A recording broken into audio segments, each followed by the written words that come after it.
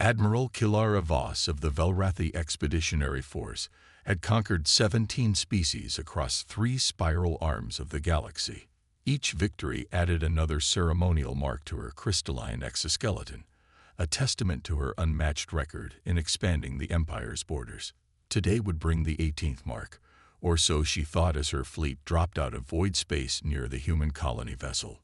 The ship hung there against the backdrop of an unremarkable star system, its cylindrical form rotating slowly to generate gravity. Primitive. Her sensor officer, 3rd Scale Minar, reported only basic electromagnetic shielding and what appeared to be simple chemical propulsion systems. The vessel's designation, New Horizons, was emblazoned across its hull in what their linguistics team had identified as the dominant human script.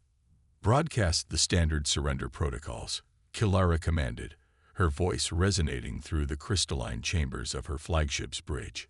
"Give them the honor of submission before we begin." The response came almost immediately, but not in the form anyone expected.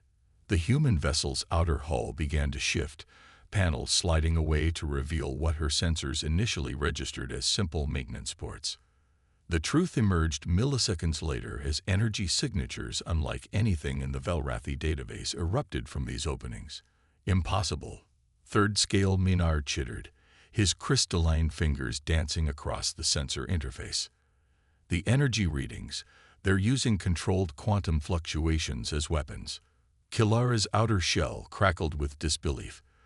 The humans had weaponized quantum uncertainty itself, something the Velrathi had theorized but deemed too unstable to attempt. The first volley from the colony ship demonstrated exactly why. 3 Velrathi cruisers simply ceased to exist. Their quantum states collapsed into probability waves that dissipated into the void. "Evasive patterns," Kilara commanded, but the human vessel was already executing its next move. Its primitive rotation wasn't for generating gravity at all. It was charging what appeared to be a massive electromagnetic acceleration ring. The vessel's spin reached its apex, and suddenly space itself seemed to warp. What happened next defied the laws of physics as the Velrathi understood them. The human ship used its rotational momentum to sling itself through space at relativistic speeds, but somehow maintained perfect control. It danced between Velrathi vessels, like a quantum particle, simultaneously appearing to be in multiple locations, thanks to what Kilara would later learn was a human innovation called probability drive. "They're targeting our command and control systems," her tactical officer reported, panic causing his crystalline form to resonate at an alarming frequency. "But that's not the worst part, Admiral. They're taking readings, scanning us, learning with each attack." This was not how first contact battles were supposed to go. The Velrathi were the advanced civilization, the ones who had mastered space travel millennia ago. Yet here was a species they had dismissed as barely space-capable, wielding technology that seemed to ignore the fundamental laws of reality. The human vessel's next broadcast came on all frequencies, transmitted in perfect Velrathi harmonic speech. "This is Captain Elena Santos of the Earth Expeditionary Vessel, New Horizons. We are a civilian colony ship with standard defensive capabilities. You have initiated hostile action against a peaceful vessel. This is your only warning. Withdraw now, or we will be forced to demonstrate our actual military capabilities." Standard defensive capabilities. The words echoed through Kilara's crystalline consciousness, like a crack propagating through glass. If this was what the humans considered standard for a civilian vessel, what horrors did their actual warships hold? "All vessels, emergency void jump," Kilara commanded, her pride shattering like her previous assumptions about human capabilities. "Get me a quantum link to the High Command. They need to know what we've awakened." As her fleet retreated into the safety of void space, Kilara added a personal note to her report. "In all my conquests, I have never encountered a species that treats the impossible as merely inconvenient.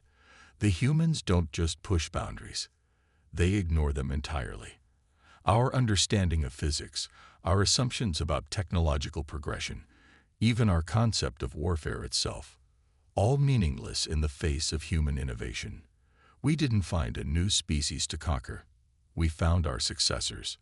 The New Horizons maintained its position, its weapon ports still exposed but powered down, rotating serenely as if it hadn't just shattered the military doctrine of a species that had been traveling the stars since humans were discovering fire. Captain Santos stood at her command station, watching the Velrathi fleet retreat. "Log this encounter," she ordered, "and send word to Earth Command. Tell them we've made first contact, and that the galaxy might need some time to adjust to how we do things." As the quantum communication burst headed toward Earth, the New Horizons resumed its original mission. After all, they had a colony to establish, and this had been merely a minor delay. Just another day for humanity, casually rewriting the rules of the universe as they went along. Supreme Commander Rylax stood before the assembled Velrathi High Command, his crystalline form dimmed with concern as he presented the analysis of their recent encounter with the humans. The chamber's resonance crystals hummed with tension as tactical displays showed the devastating defeat of Admiral Kilora's fleet. "We dispatched our most advanced reconnaissance division to observe human space," Rylax began, his voice patterns carefully modulated. "What we discovered challenges everything we know about technological progression." The chamber's holographic display shifted to show a human mining operation in an asteroid belt. What at first appeared to be primitive excavation suddenly transformed as the humans demonstrated their true capabilities. They weren't just mining. They were manipulating matter at the quantum level, using what appeared to be localized time dilation fields to age certain minerals millions of years within seconds. "They call it temporal acceleration mining," Rylax explained. "But that's not what truly concerns us." Watch their response to our observation team. The display shifted again, showing a small fleet of human vessels approaching the Velrathi stealth ships. The humans hadn't just detected them. They had been aware of the observation fleet's presence from the moment they arrived. What happened next caused several members of the High Command to emit distress harmonics. The human ships began to move in ways that violated the most fundamental laws of physics. They didn't just maneuver. They seemed to skip through probabilistic states of existence, appearing simultaneously in multiple locations before resolving into their final positions.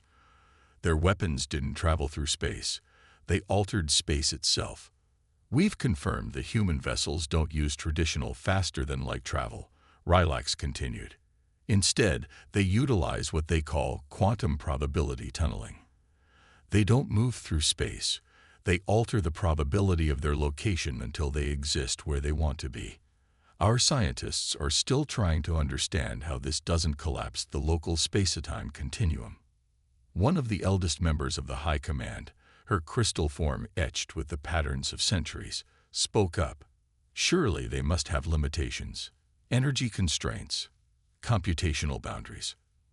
Rylax's crystalline surface flickered with what could only be described as nervous laughter. "That's perhaps the most disturbing part. They power their ships through what they casually refer to as vacuum energy extraction. They're pulling energy directly from the quantum foam of space itself. As for computational power," he paused, his voice resonating with disbelief. "They've developed quantum computers that function by calculating across multiple parallel universes simultaneously."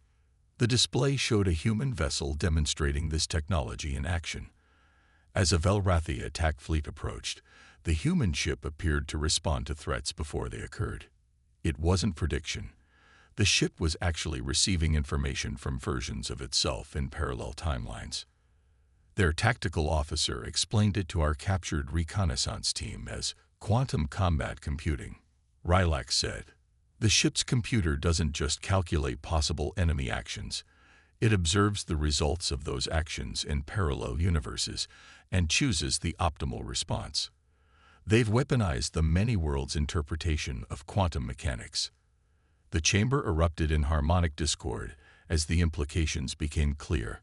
The Velrathi had spent millennia developing their technology along what they believed was the only possible path of advancement. The humans had simply decided to try everything at once, treating the laws of physics as suggestions rather than rules. "There's more," Rylax continued, his tone growing even more serious.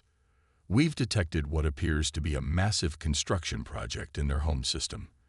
The energy signatures suggest they're attempting something that our scientists believed was theoretically impossible. They're building what they call a dimensional interface gateway." The display showed the massive structure taking shape near Earth's moon. It wasn't just a stargate or a wormhole generator. It was a door between realities. The humans weren't content with mastering their own universe. They were preparing to explore others. "Our analysts have reached a troubling conclusion," Rylax finished. "The humans don't progress through technological stages as we understand them. They don't perfect one technology before moving to the next.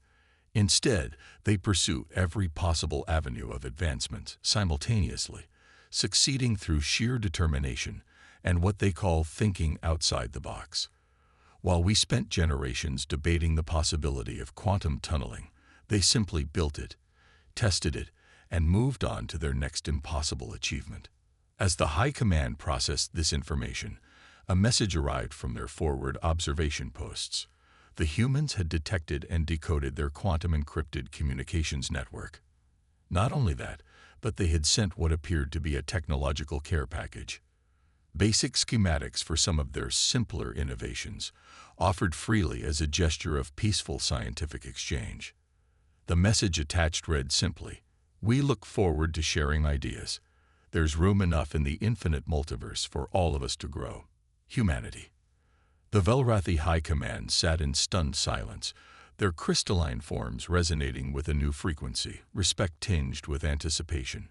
They had set out to conquer a primitive species and instead found themselves faced with the possibility of becoming students rather than conquerors. The galaxy, it seemed, was about to become a much more interesting place. General Saren Morgan stood at the helm of the TNS Archimedes, Earth's newest battleship, watching as her fleet prepared for humanity's first deliberate venture into Velrathi space. The intelligence gathered from their previous encounters had painted a clear picture. The Velrathi expected warfare to follow rigid, predictable patterns. Humanity was about to show them another way. "All ships report ready, General," her XO, Commander David Chin, announced. "The probability matrices are aligned, and the quantum entanglement network is stable." Saren nodded, a slight smile playing across her face. "Send the go-ahead. Operation Paradigm Shift begins now." Across the fleet, human ships engaged their probability drives in perfect synchronization. But unlike the Velrathi's previous encounters with human vessels, this wasn't just about quantum tunneling through space. Each ship activated what humanity had dubbed reality anchors, devices that maintained coherent quantum states across vast distances. The Velrathi Border Defense Fleet detected the human approach, but what their sensors told them seemed impossible.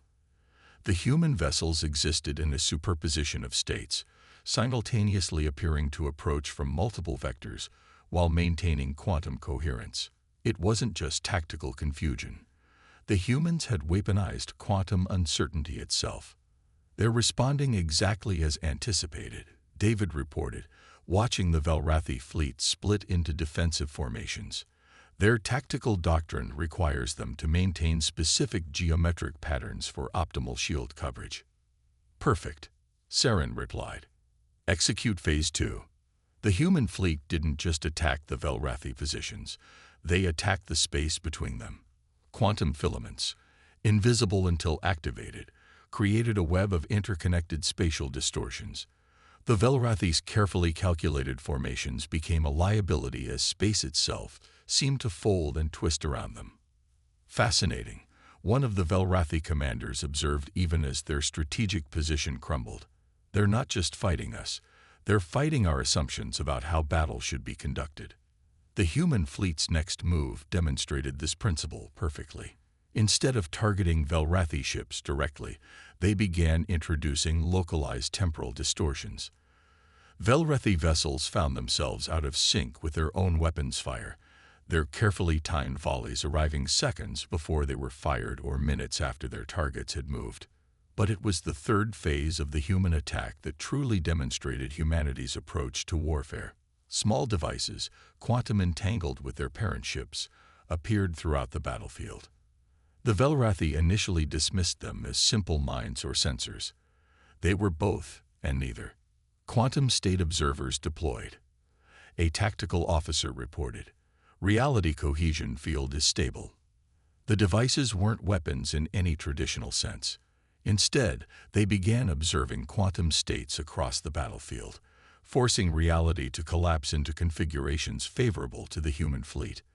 The Velrathi found their quantum-based technologies, the pride of their civilization, becoming unreliable as the very nature of probability in local space came under human control.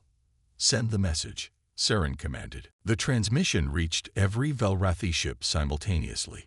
"This is General Saren Morgan of the Terran Naval Forces. What you've witnessed is a demonstration of our basic battlefield control capabilities.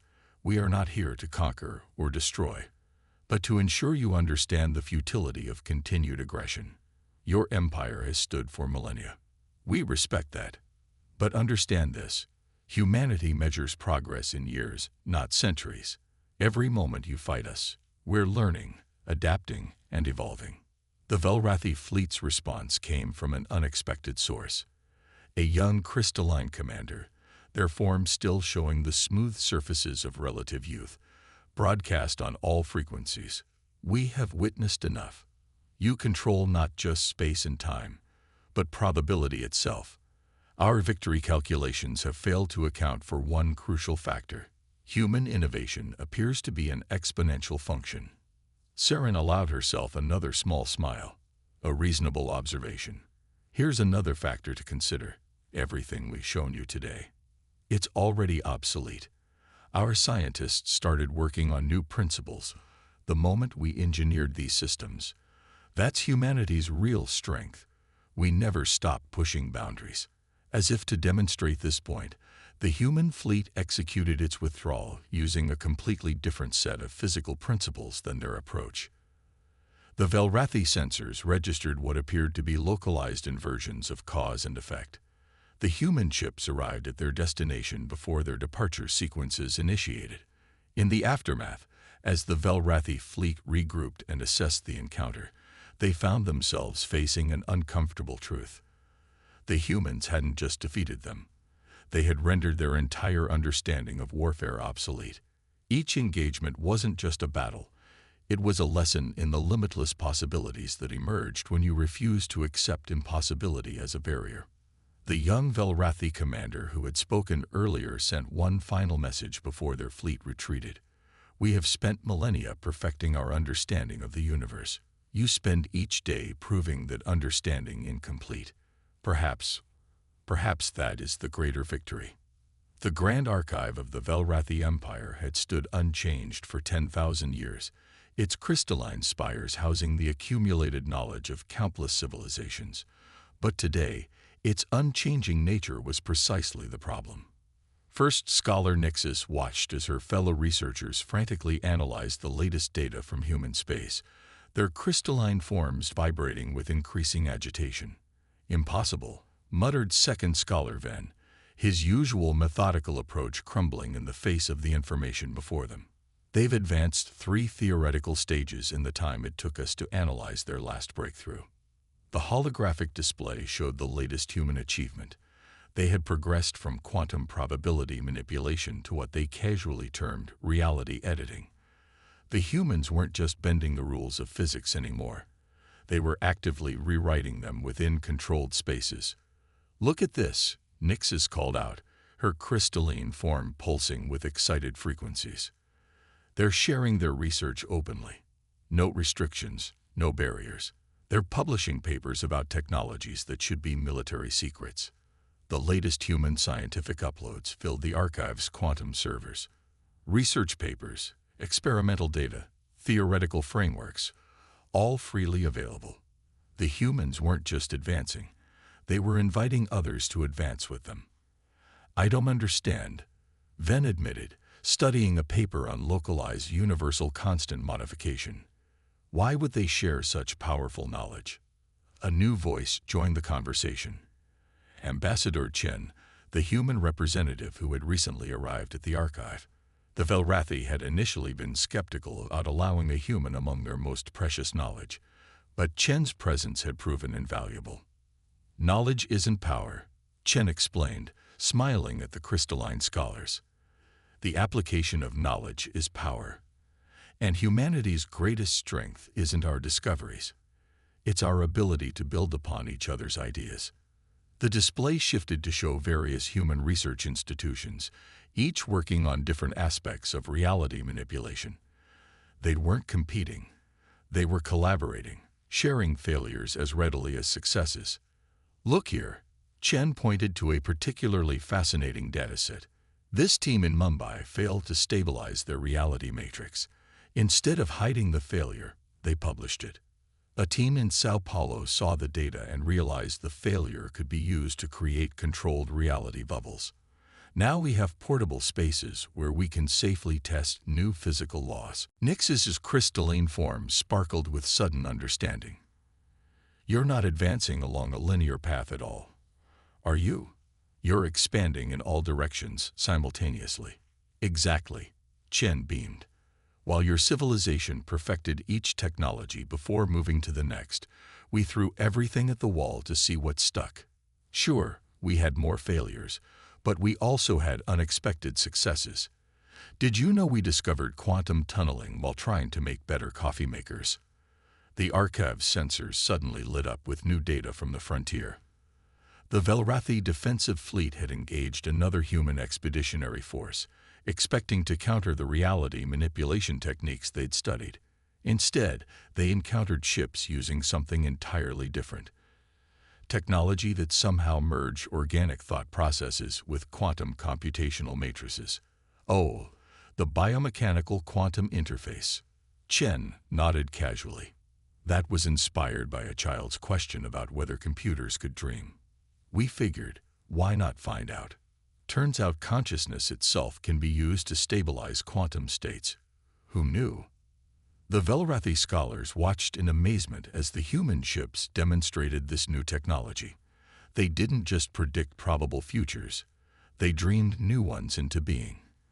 The line between technology and consciousness, between the possible and the impossible, had become meaningless. Here's what your empire needs to understand, Chen continued, her tone gentle but firm. Humanity doesn't see barriers. We see puzzles. We don't accept limitations. We treat them as temporary inconveniences. But most importantly, we don't hoard knowledge. We share it, build upon it, transform it. As if to prove her point, Chen activated her personal quantum interface, projecting the latest human scientific database update into the archive's systems. This is everything we've learned in the past week, including our failures and dead ends.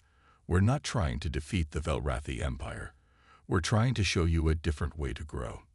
Nixis accessed the data, her crystalline consciousness expanding as she processed the implications. The humans weren't just rewriting the rules of physics. They were rewriting the rules of civilization itself. Every discovery was a stepping stone, every failure a lesson, every breakthrough a gift to be shared. Perhaps, she resonated thoughtfully. It is time for the Grand Archive to stop being just a repository of knowledge. Perhaps it should become something more human, a place not just of preservation, but of transformation. Ambassador Chen's smile widened. Now you're thinking like a human. Shall we begin? The vast chamber of the Velrathi High Command had never hosted a human before. Yet here stood Dr. Sarah Martinez, Earth's chief xenoscientist, facing the crystalline forms of the Empire's leadership. Behind her, a holographic display showed what appeared to be tears in the fabric of reality appearing throughout Velrathi space. You're seeing the effects of dimensional bleed, Sarah explained, her voice calm despite the gravity of the situation. Your Empire's aggressive expansion has destabilized the quantum framework of this region of space. In about 6 months, reality itself will begin to unravel. The chamber resonated with harmonic frequencies of distress. Supreme Commander Rylax's crystalline form pulsed with agitation. Our finest minds have confirmed this. But how did humans detect it first? Sarah's lips curved into a gentle smile. Because we were looking for it. Humanity has been studying dimensional mechanics since before we achieved spaceflight. We learned to detect these instabilities because we nearly caused one ourselves, centuries ago. The holographic display shifted to show the massive network of quantum stabilizers humanity had already begun deploying throughout human space. But it wasn't their technology that shocked the Velrathi leadership. It was their methodology. These stabilizers, Sarah continued, aren't just machines. They're conscious. We merged quantum computing with synthetic biology to create systems that can dream of stable realities and then make those dreams real. We call them reality anchors. First Scholar Nixus, newly appointed to the High Command, leaned forward. You're not just repairing space-time. You're teaching it to heal itself. Exactly, Sarah beamed. The universe isn't just a set of laws to be followed. It's alive, in its way. We learn to communicate with it, to work with it rather than trying to force it to obey our rules. The display showed new data. Human ships weren't just traveling through space anymore. They were growing it, creating stable patches of reality as they moved. Each vessel was a seed of order in a sea of increasing chaos. We're not here to conquer or to compete, Sarah explained. We're here because evolution isn't just about survival of the fittest. It's about adaptation, cooperation, and growth. Humanity isn't just a species. We're evolution's latest experiment in consciousness.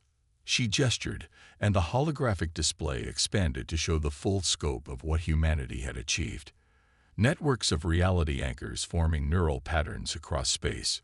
Ships that weren't just vessels, but growing, learning entities. Colonies that didn't just exist in space, but actively participated in its ongoing creation. The universe isn't dying, Sarah said softly. It's evolving. And it needs all of us, humans, Velrathi, every species, to help guide that evolution. Your empire spent millennia mastering the laws of physics. We spent our time learning to dance with them. The chamber fell silent as the implications became clear. The Velrathi Empire hadn't just encountered a new species. They'd encountered a new way of existing. Humanity hadn't conquered physics. They'd transcended it. Supreme Commander Rylax's crystalline form shifted through complex patterns of thought before he spoke. You could have let our empire fall. Let the dimensional instabilities we caused be our end. Why help us? Sarah's answer came with the simple clarity that had characterized humanity's approach from the beginning. Because that's what humans do.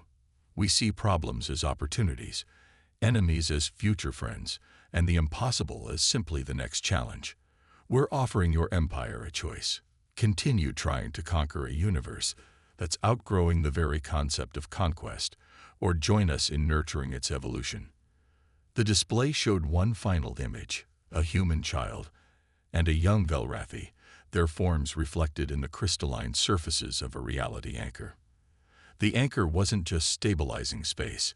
It was learning from both beings, incorporating their different ways of perceiving reality into its understanding. This is humanity's true gift to the galaxy, Sarah concluded. Not our technology, not our sciences, but our endless capacity to adapt, to dream, and to grow. We're all evolution's children, and it's time we started acting like it. The Velrathi High Command's response came not in words but in action. One by one, their crystalline forms began to resonate at frequencies that matched the quantum harmonics of the reality anchors. They weren't just accepting humanity's help, they were beginning to understand their way of thinking. As the chamber filled with the harmonious resonance of two civilizations beginning to work together, Sarah sent a brief message back to Earth.